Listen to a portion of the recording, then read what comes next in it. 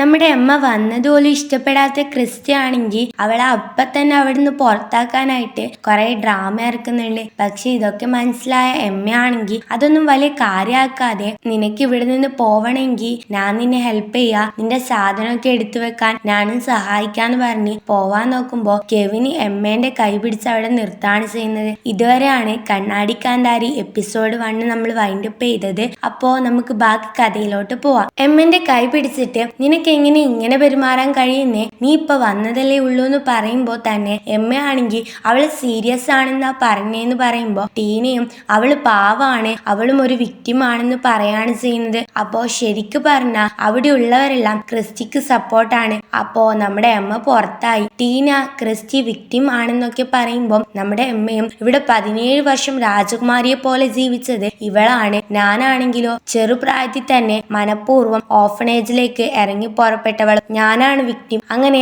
ഇവര് തമ്മിൽ തർക്കിക്കുന്നുണ്ട്. അപ്പൊ ക്രിസ്റ്റി ആണെങ്കിൽ റെക്കോർഡ് തകർക്കുന്ന അഭിനയം അഭിനയിക്കുന്നുണ്ട്. ശരിക്കും പറഞ്ഞാൽ ക്രിസ്റ്റിക്ക് നമ്മുടെ എമ്മയെ പുറത്താക്കണം എന്നേ ഉള്ളൂ. അപ്പൊ ക്രിസ്റ്റീന്റെ ഡ്രാമയൊക്കെ കണ്ട് എമ്മയാണെങ്കിൽ ഇവിടെ നിന്ന് പോവാൻ നിന്നെ ആരും ഫോഴ്സ് ചെയ്യുന്നില്ല, അതുകൊണ്ട് ഡ്രാമ നിർത്തിയെന്ന് പറയുന്നുണ്ട്. എന്നിട്ട് അവിടെ നിന്ന് ആ വാർഡനോട് ഞാൻ ടയേർഡാണ്, എനിക്ക് റൂം കിട്ടുമോ എന്ന് ചോദിക്കുമ്പോ വാർഡൻ അവളെ കൊണ്ട് മുകളിലോട്ട് പോകുന്നുണ്ട്. ടീനയും ക്രിസ്റ്റിയും കൂടെ പോവാണ് ചെയ്യുന്നത്. മുകളിൽ എത്തിയപ്പോഴാണെങ്കിൽ ടീന ഇവിടെ കുറെ റൂമുണ്ട്, നിനക്ക് ഇഷ്ടമുള്ളത് എടുക്കാന്ന് പറയുമ്പോ നമ്മുടെ അമ്മ ഒരു റൂം തുറക്കുന്നുണ്ട്. അപ്പൊ ക്രിസ്റ്റീന് മുഖമൊക്കെ മാറുന്നുണ്ട്. അപ്പൊ എമ്മയാണെങ്കിൽ ആ വലിയ റൂമും എമ്മന്റെ ഓർഫനേജിലെ എല്ലാരും ഒരുമിച്ച് ഉറങ്ങിയതും മനസ്സിൽ ആലോചിക്കുന്നുണ്ട്. അപ്പൊ ക്രിസ്റ്റി മുന്നോട്ട് വന്ന് അതിനകത്ത് നിന്ന് വേറൊരു റൂം തുറന്നിട്ട് ഇത് വേണമെങ്കിൽ എടുക്കാന്ന് പറയുന്നുണ്ട്. അപ്പോ ടീന ക്രിസ്റ്റി പാവാണെന്ന് പറഞ്ഞ് ക്രിസ്റ്റീനെ പൊക്കി വെക്കുന്നുണ്ട്. അപ്പോ നമ്മുടെ എമ്മയാണെങ്കിൽ ഇവളുടെ ഡ്രാമ ഇപ്പോഴെങ്കിലും കഴിയുമെന്ന് മനസ്സിൽ പറഞ്ഞ് അവിടെയൊക്കെ നോക്കുമ്പോ ആണെങ്കിൽ ടീനയാണെങ്കിൽ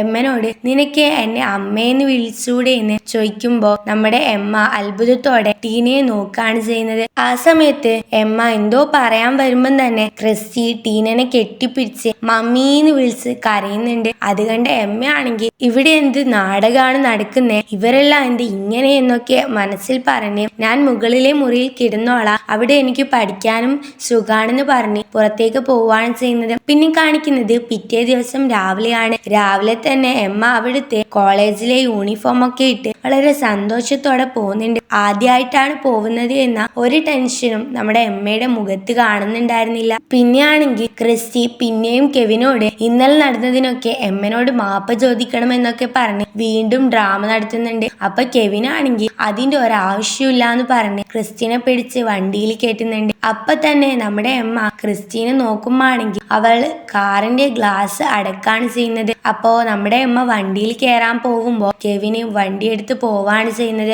അപ്പൊ തന്നെ നമ്മുടെ അമ്മയാണെങ്കിൽ ജോസഫിനെ വിളിച്ച് ഡാഡി എനിക്ക് പോവാൻ എന്തെങ്കിലും കിട്ടുമോന്ന് പറഞ്ഞ് അവിടെ നടന്ന കാര്യമൊക്കെ പറയുന്നുണ്ട്. അപ്പൊ തന്നെ ജോസഫ് വണ്ടി അയക്കുന്നുണ്ട്. എന്നിട്ട് നമ്മുടെ അമ്മ വണ്ടിയിൽ കയറി ഹാരിനെ നോക്കുന്നുണ്ട്. ഇവനെയല്ലേ ക്രിസ്റ്റി പ്രേമിക്കുന്നേ, ഇവനാണെങ്കിൽ ക്രിസ്റ്റീനെ റിജക്റ്റ് ചെയ്തതല്ലേ എന്നൊക്കെ ആലോചിച്ച് അവനെ നോക്കുന്നുണ്ട്. പെട്ടെന്ന് ഹാരി എമ്മനെ നോക്കുമ്പോ സ്വബോധം വന്ന എമ്മയാണെങ്കിൽ ബാഗിൽ നിന്ന് ഒരു ബുക്ക് എടുത്ത് പഠിക്കുകയാണ് ചെയ്യുന്നത്. ഹാരി നമ്മുടെ അമ്മയെ കോളേജിൽ ഡ്രോപ്പ് ചെയ്യുന്നുണ്ട്. അതിന് അമ്മ താങ്ക്സ് എന്നും പറഞ്ഞ് അവിടെ നിന്ന് പോവാണ് ചെയ്യുന്നത്. പിന്നെ കാണിക്കുന്നത് ആ കോളേജിലെ ഡയറക്ടറിനെയാണ്. അയാൾ നമ്മുടെ അമ്മനോട് കുറെ ചോദ്യം ചോദിക്കുന്നുണ്ട്. അതിനെല്ലാം നമ്മുടെ അമ്മ ശരിയായ ആൻസറും ചെയ്യുന്നുണ്ട്. എന്നിട്ട് നിനക്ക് റെഗുലർ ക്ലാസ്സിലേ പോവാൻ പറ്റൂന്ന് പറഞ്ഞ് ഡയറക്ടർ എമ്മനെയും കൂട്ടി പോകുന്നുണ്ട്. ഡയറക്ടർ നേരെ എമ്മന്റെ ക്ലാസ്സിലോട്ട് പോയി അവിടെ ഉണ്ടായിരുന്ന മാമിനോട് ഇവള് ഇപ്പം വന്നതാണ്, ന്യൂ അഡ്മിഷനാ, ഇവളെ നന്നായി നോക്കണോന്ന് പറഞ്ഞ് പുറത്തേക്ക് പോകുന്നുണ്ട്.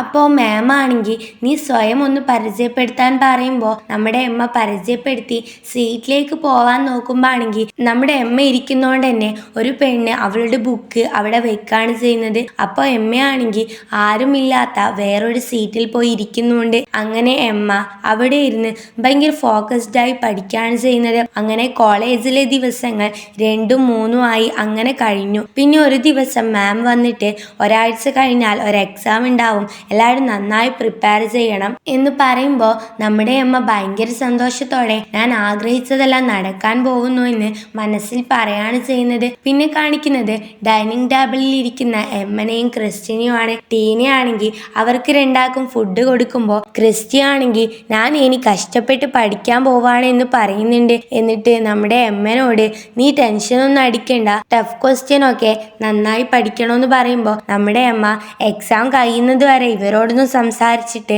ഒരു കാര്യവും ഇല്ല എന്ന് മനസ്സിൽ വിചാരിക്കുന്നുണ്ട്. പിന്നെ കാണിക്കുന്നത് നമ്മുടെ എമ്മനെയാണ്. എമ്മയാണെങ്കിൽ മെയിൻ ഗേറ്റിന്റെ അടുത്ത് വന്ന് പഠിക്കുന്നുണ്ട്. അപ്പോഴാണ് എമ്മയുടെ മുന്നിൽ ഒരു കാർ വന്ന് നിർത്തുന്നത്. എമ്മ അതിലേക്ക് നോക്കുമ്പോഴാണെങ്കിൽ അതിൽ ക്രിസ്റ്റിയും കെവിനും ഉണ്ട്. ക്രിസ്റ്റി എമ്മയോട് വണ്ടിയിൽ കയറാൻ പറയുമ്പോൾ നമ്മുടെ എമ്മ അവരുടെ പുറകിൽ കയറി ഇരുന്നതും കെവിൻ വണ്ടിയെടുത്ത് പോവാണ് ചെയ്യുന്നത്. പിന്നെ കാണിക്കുന്നത് ക്ലാസ് റൂമാണ്. അവർക്കെല്ലാവർക്കും എക്സാം പേപ്പറൊക്കെ കയ്യിൽ കിട്ടിയിട്ടുണ്ട്. നമ്മുടെ എമ്മയാണെങ്കിൽ പേപ്പർ തിരിച്ചും മറിച്ചും ഒക്കെ നോക്കിയിട്ട് ഇതിന്റെ എല്ലാ ഉത്തരവും എനിക്കറിയാം, ആരുടെയും ഹെൽപ്പ് ഇല്ലാതെ തന്നെ ഞാൻ ഫുൾ മാർക്ക് സ്കോർ ചെയ്യാൻ നോക്കൂന്ന് പറഞ്ഞ് എക്സാം എഴുതാണ് ചെയ്യുന്നത്. വേഗത്തിൽ തന്നെ എക്സാം എഴുതി തീർത്ത് എമ്മ പേപ്പറും കൊടുത്ത് പുറത്തു പോവാണ് ചെയ്യുന്നത്. പിന്നെ കാണിക്കുന്നത് മുറിയിലിരുന്ന് ഹോംവർക്ക് ചെയ്യുന്ന എമ്മനെയാണ്. അപ്പോൾ അങ്ങോട്ടേക്ക് ജോസഫ് വരുന്നുണ്ട്. അവരെ കണ്ടപാട് നമ്മുടെ അമ്മ എഴുന്നേക്കുന്നുണ്ട്. അപ്പോൾ ജോസഫ് ഒരു പെട്ടി തുറന്ന് മോളെ നീ ഇത് ജനിച്ചപ്പോൾ തന്നെ നിന്റെ അമ്മമ്മ നിനക്ക് വേണ്ടി സൂക്ഷിച്ചു വെച്ചതാണെന്ന് പറയുമ്പോൾ എമ്മയാണെങ്കിൽ ഇത് എനിക്ക് തരാൻ ക്രിസ്റ്റി സമ്മതിക്കുമോ എന്ന് ചോദിക്കുന്നുണ്ട്. അത് കേൾക്കുന്ന ജോസഫ് ആണെങ്കിൽ ഇത് നിങ്ങൾക്ക് രണ്ടാക്കും ഓരോന്നുണ്ടെന്ന് പറഞ്ഞ് അത് സന്തോഷത്തോടെ എമ്മക്ക് കൊടുക്കുന്നുണ്ട്. എന്നിട്ട് ജോസഫ് പോവാൻ നോക്കുമ്പോൾ നിന്റെ ലാസ്റ്റ് നെയിം ഫാമിലി ഫംഗ്ഷനിൽ വെച്ച് നമുക്ക് മാറ്റാം, പക്ഷേ നീ എൻ്റെ മോള് തന്നെയല്ലേ. എന്നിട്ട് ജോസഫ് പോവാൻ നോക്കുമ്പോൾ നിന്റെ ലാസ്റ്റ് നെയിം ഫാമിലി ഫംഗ്ഷനിൽ വെച്ച് മാറ്റാം, പക്ഷേ നീ എൻ്റെ മോള് തന്നെയല്ലേ, അതൊരിക്കലും മാറില്ല എന്ന് പറയുമ്പോൾ നമ്മുടെ അമ്മയാണെങ്കിൽ ഇവരുടെ സില്ലി ഫാമിലി ഡ്രാമയിൽ കയറാൻ എനിക്ക് യാതൊരു താല്പര്യമില്ല എന്ന് മനസ്സിൽ പറയാണ് ചെയ്യുന്നത്. എന്നിട്ട് ജോസഫിനോട് എൻ്റെ രജിസ്ട്രേഷൻ ഉറപ്പായും നടക്കൂലേ എന്ന് പറയുമ്പോൾ ജോസഫ് നീ എൻ്റെ മോളല്ലേ, ഉറപ്പായും നടക്കൂന്ന് പറയാണ് ചെയ്യുന്നത്. അപ്പൊ തന്നെ അമ്മ എനിക്ക് പഠിക്കണമെന്ന് പറഞ്ഞ് ജോസഫിനെ തള്ളി പുറത്താക്കിയിട്ട് വാതിൽ പൂട്ടാണ് ചെയ്യുന്നത്. പിന്നെ കാണിക്കുന്നത് പിറ്റേ ദിവസം സ്കൂളാണ്. നമ്മുടെ അമ്മയാണെങ്കിൽ അവിടെ ഇരുന്ന് പഠിക്കാണ്.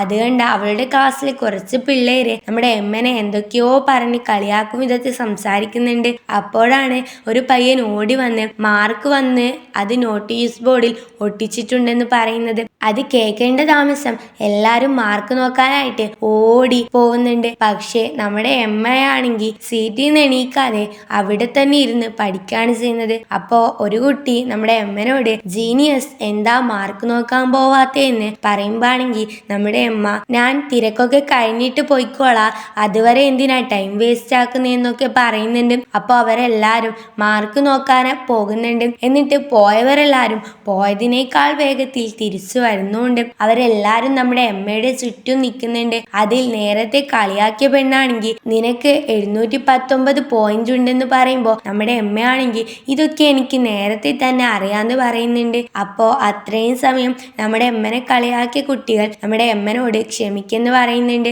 അത് കേൾക്കുന്ന നമ്മുടെ അമ്മയാണെങ്കിൽ അതൊന്നും സാരില്ല, അതൊന്നും ഞാൻ വലിയ കാര്യമായിട്ടൊന്നും എടുത്തിട്ടില്ല എന്ന് ഭയങ്കര കൂളായിട്ട് പറയാണ് ചെയ്യുന്നത്. അപ്പോൾ ഒരു പെണ്ണാണെങ്കിൽ നീ ശരിക്കും ജീനിയസ് ആണ്, ഇങ്ങനെ പോയ എൻട്രൻസ് എക്സാമിനും നീ ആയിരിക്കും ടോപ്പ് എന്ന് പറയുന്നുണ്ട്. അങ്ങനെ അവരെല്ലാരും എമ്മനെ കൈയൊക്കെ കൊട്ടി പ്രശംസിക്കുന്നുണ്ട്. അപ്പോൾ എമ്മയാണെങ്കിൽ അടുത്ത പ്രാവശ്യം ഇത്രയൊന്നും മാർക്ക് വാങ്ങണ്ട എന്ന് മനസ്സിൽ പറയാണ് ചെയ്യുന്നത്. അപ്പോഴാണ് അങ്ങോട്ടേക്ക് ഡയറക്ടർ വരുന്നത്. അദ്ദേഹം വന്ന് നമ്മുടെ എമ്മനോട് ക്ലാസ് ഒക്കെ എങ്ങനെയുണ്ട്, നിനക്ക് അഡ്വാൻസ് ക്ലാസ്സിലേക്ക് മാറ്റണോന്ന് ചോദിക്കുമ്പോൾ അവള് വേറൊരു കുട്ടീനെ നോക്കാണ് ചെയ്യുന്നത്. അപ്പോൾ ആ കുട്ടിയാണെങ്കിൽ വേണ്ടാന്ന് തലയാട്ടി കാണിക്കുന്നുണ്ട്. അപ്പോൾ എമ്മയും അത് വേണ്ട സാർ, നിങ്ങളല്ലേ പറഞ്ഞത് അവിടെ ഭയങ്കര മിടുക്കന്മാരായിട്ടുള്ള കുട്ടികളായിരിക്കും ഉള്ളത്, എനിക്ക് ഈ ക്ലാസ് മതിയെന്ന് പറയാണ് ചെയ്യുന്നത്.